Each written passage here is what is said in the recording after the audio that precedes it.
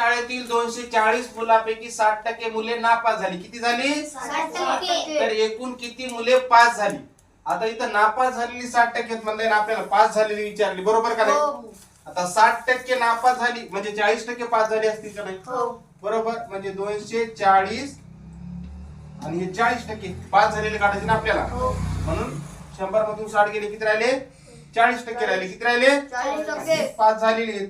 टक्के म्हणले आपण 100 खाली घेतो का नाही?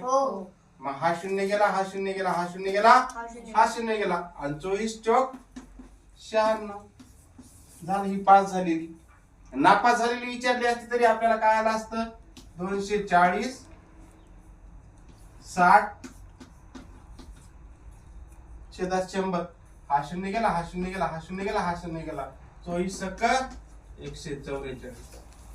बरोबर. किंवा हे असं काढून 60% घेऊन हे 144 240 मधून मायनस केले की 96 उत्तर येते. म्हणजे पास झालेली येतात.